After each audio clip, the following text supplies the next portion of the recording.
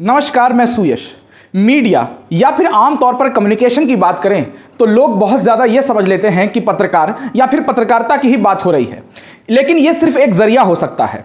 आमतौर पर जब आप रास्ते पर चल रहे होते हैं तो आपको बैनर, पोस्टर्स, एलईडी स्क्रीन या फिर किसी चीज़ का इन्फॉर्मेशन अगर देना हो तो आप तक वो पहुंचाई जाती है किसी ना किसी माध्यम से, चाहे वो कहीं लिखा हो, चाहे वो वीडियो के जरिए आपको कहीं दिखाई जा रही हो, चाहे फिर उसका बैनर लगाया गया हो, लेकिन आप तक वो पहुंचती ज़रूर है। ये सब पहुंचती इसलिए है क्योंकि उनकी खुद की चीज़ों को आपको दिखा करके आपको ही प्रभावित करना होता है, ताकि आप उस चीज़ से आकर्षित हो जाएं या फिर आप अपनी जानकारी को और मजबूत कर पाएं।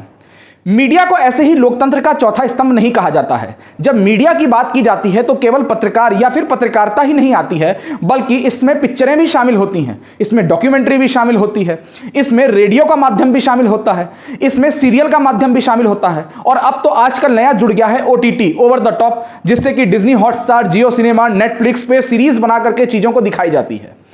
आमतौर पर मीडिया को कहा जाता है कि ये इतना सशक्त माध्यम होता है कि जब सरकारें बहुत ही ज़्यादा मजबूत होती हैं तो सरकारों से सवाल जब करना शुरू किया जाता है तो सरकारें काम करना शुरू कर देती हैं, या फिर ऐसा कहा जाता है कि सरकारें लाइन पर आ जाती हैं जब मीडिया काम करना शुरू करता है।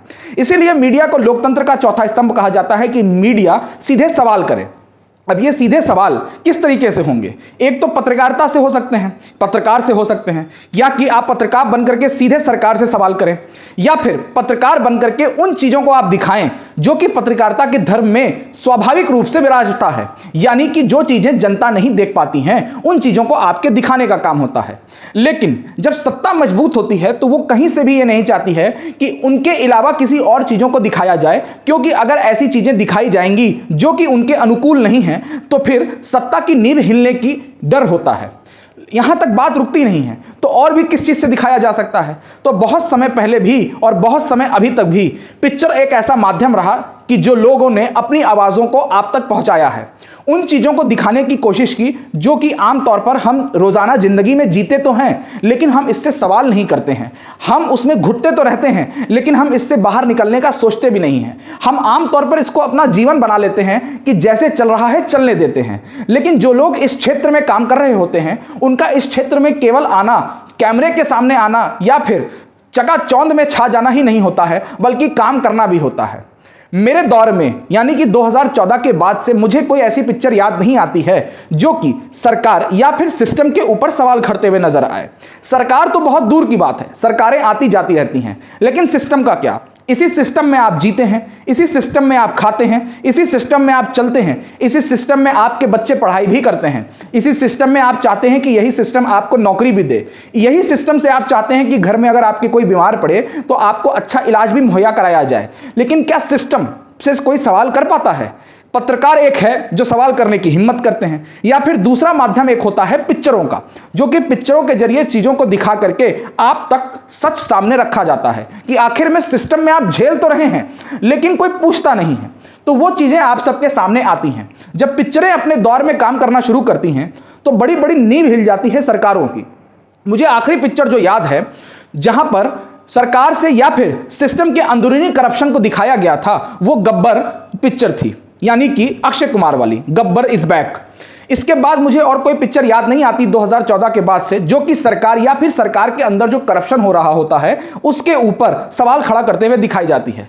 तो फिर आखिर में 2014 के बाद से वो दौर क्यों खत्म हो गया कि जिस दौर से, जिस माध्यम से इस देश में पिक्चरें बना करके आप जनता की बातों को दिखाया जाता था।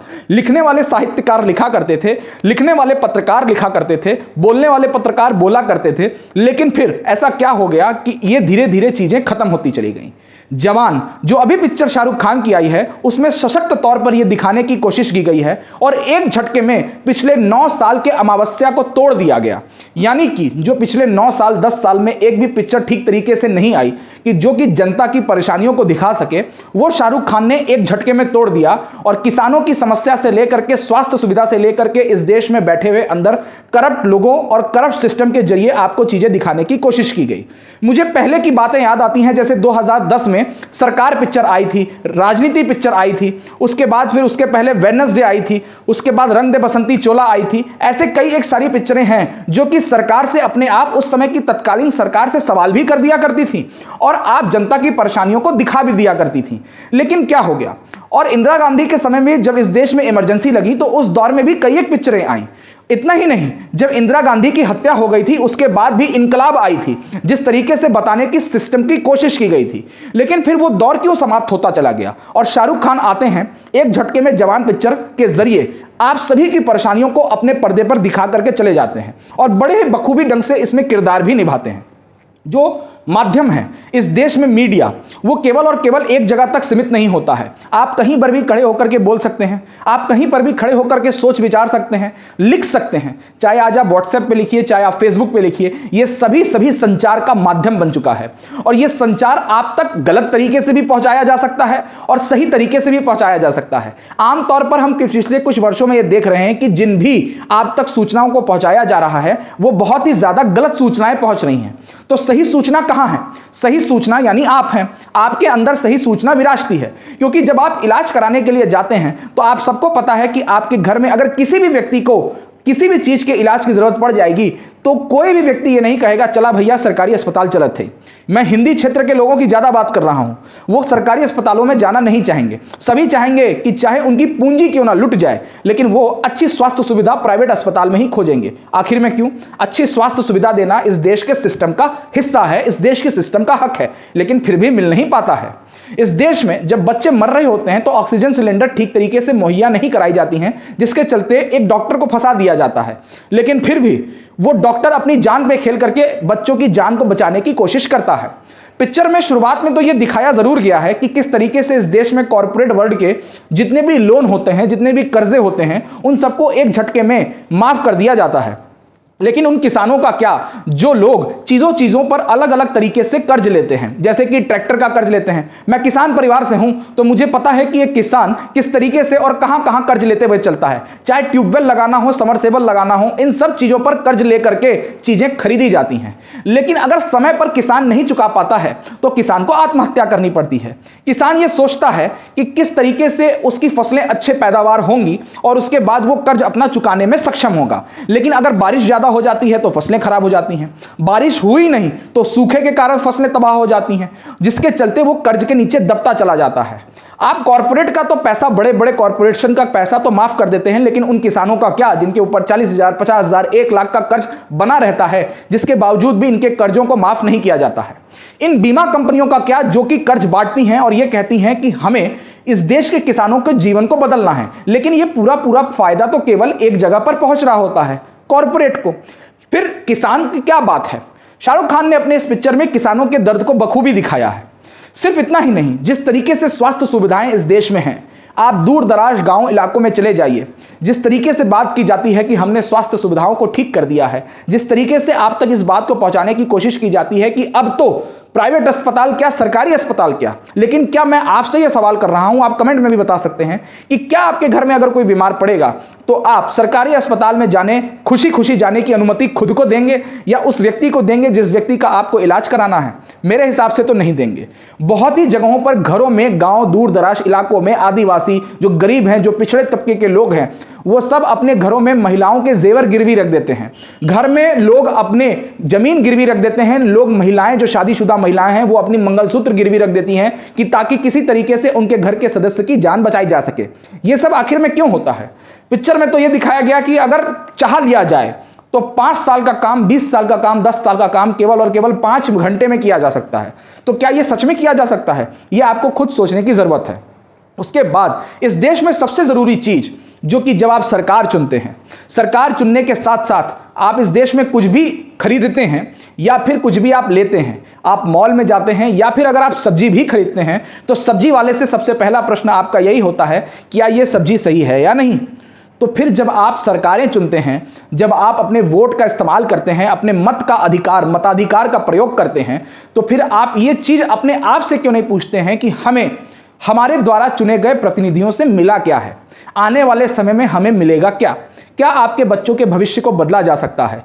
क्या आपके नेता प्रतिनिधित्व में इतनी ताकत है कि वो आपके बच्चे को भविष्य में बदल सके, आपके बच्चे को सुनहरा भविष्य दे सके, आपके बच्चे को अच्छा रोजगार दे सके, आपके परिवार को अच्छी स्वास्थ्य सुविधा दे सके, आपके बच्चे को अच्छी न्यायिक व्यवस्था दे सके, इस समाज को अच्छी न्यायिक व्यवस्था दे सके? क्या आपके बच्चे को किसी भी क्षेत्र में अगर जाना हो तो उसके लिए सशक्त माध्यम के तौर पे इस देश का सिस्टम काम करते हुए आपके परिवार के साथ खड़ा हो सके? क्या आपने ये खुद से कभी सवाल किया?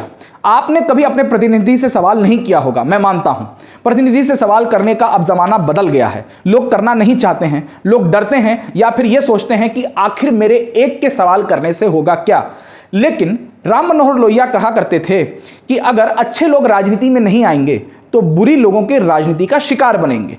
यह आपके ऊपर निर्भर करता है कि आप किस तरीके से और किस सोच के साथ इस देश को लेकर के चलना चाहते हैं और फिर अपने परिवार को लेकर के चलना चाहते हैं।